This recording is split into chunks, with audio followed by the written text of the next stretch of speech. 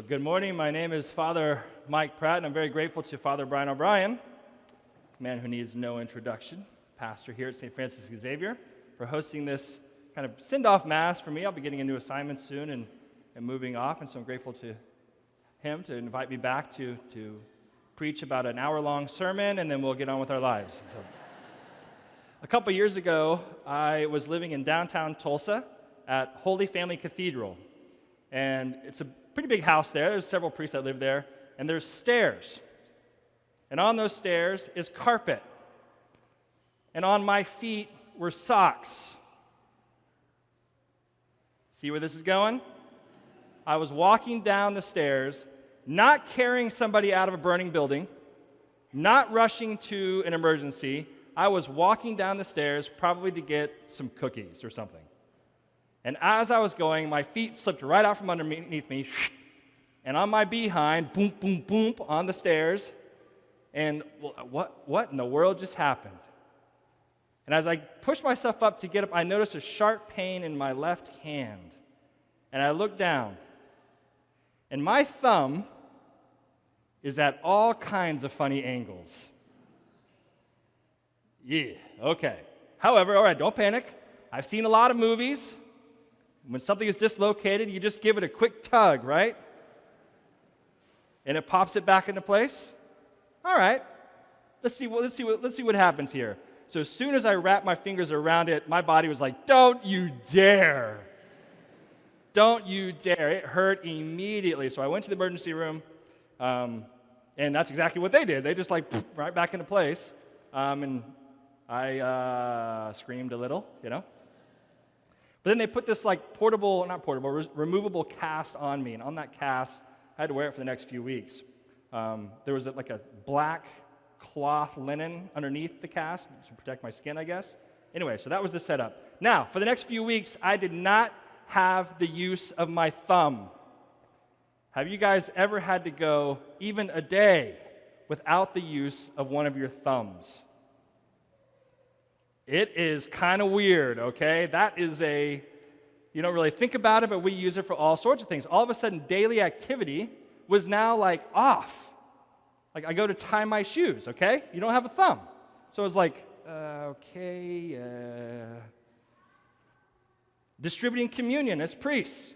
We need both hands. So I would hold the ciborium in this hand, and then it looked like chopsticks, I was like, okay. And people were like, "What is this?" I'm at it anyway. It was really weird. Even opening, so I wanted to open a hot dog bag, pack, I know, gourmet, I know.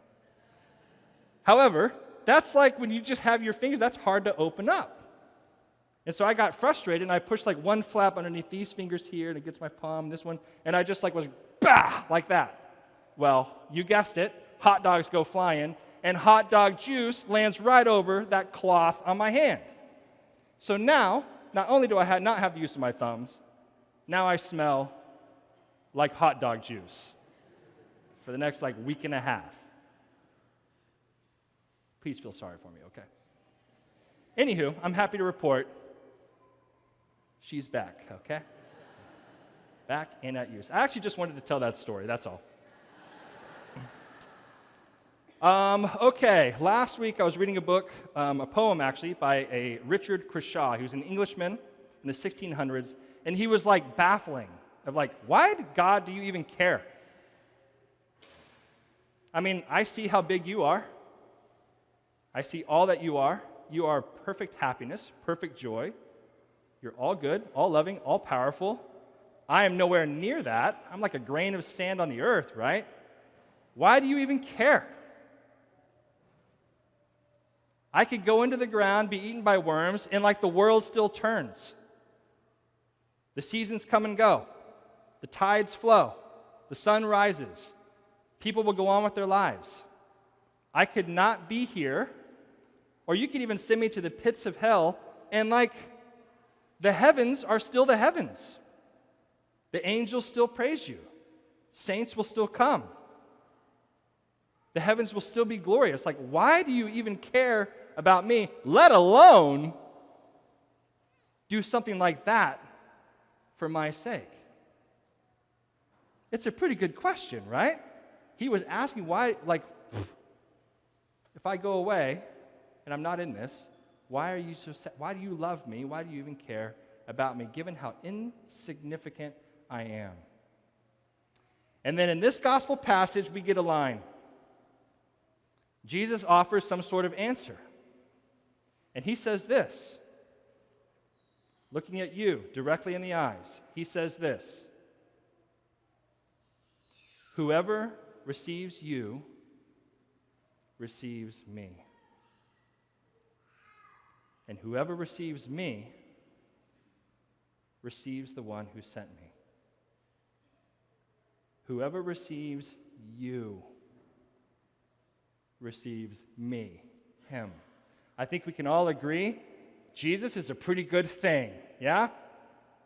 He's the King of Kings. He's God, right? It is in our best interest. It is in people's best. The more he is a part of their life is better. They encounter all life's difficulties and all life's joys. It's way better with the love of Christ inside of us. And he said, whoever receives you receives me. Meaning you, Christians, are like God bringers. What could be more significant? No longer can any of us say, what's my place here? Do I have any meaning in my life? What am I doing here? Am I making any difference? Do I have a part to play? No longer can we ask that question. You can ask it, I guess, but Jesus answers it. And the answer is yes. 100% you have a part to play. You, individually, not you as the parish body here, you individually are completely and entirely unique, unrepeatable, irreplaceable. God knew the 20 generations that happened before you.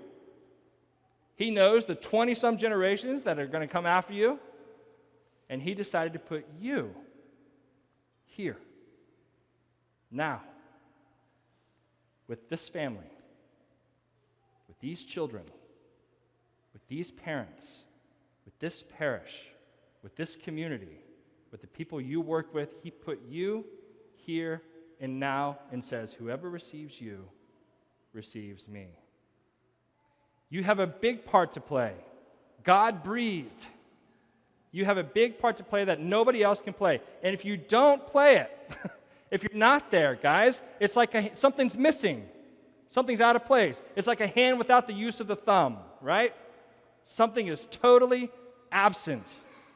People's lives could be better. It is deprived of the strength and coordination and usefulness and prayers and fasts that you bring to the table and that you alone bring to the table. With your unique intelligence, your unique emotions, your histories, your experiences, your gifts, your listening ability, the words you speak to people, the presence you give off, all that is completely and entirely yours. Utterly unique, given to you by God to be used. And he says to you, whoever receives you receives me. Good brothers and sisters, no doubt about it, there's probably some people in here right now that are going, yeah, but I understand I have a place to play, but I'm not exactly worthy. I've done some things. I'm currently doing some things.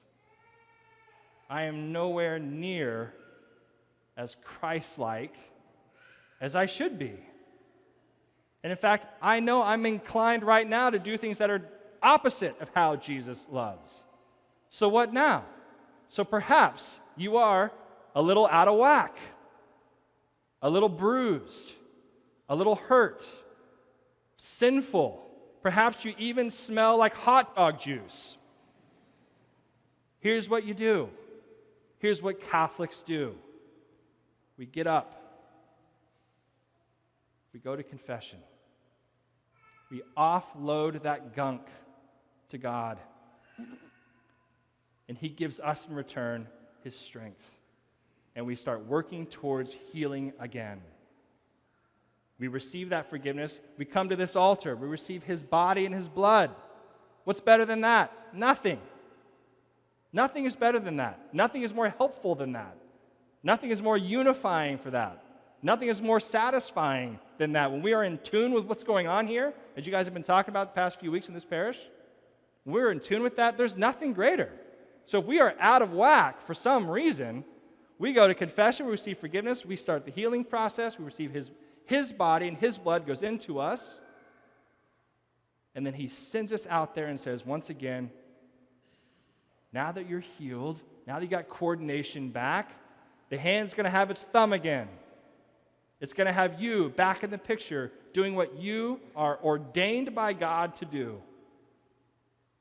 He says to you, whoever receives you receives me. It is my prayer for you, good brothers and sisters, that you will become what God created you to be in your own unique way. And if you make that contribution, if you sing that part in your parish, in your families, in your communities, boy, what a difference that makes. What an absolute difference that makes. God has a plan for you, and it's a good one.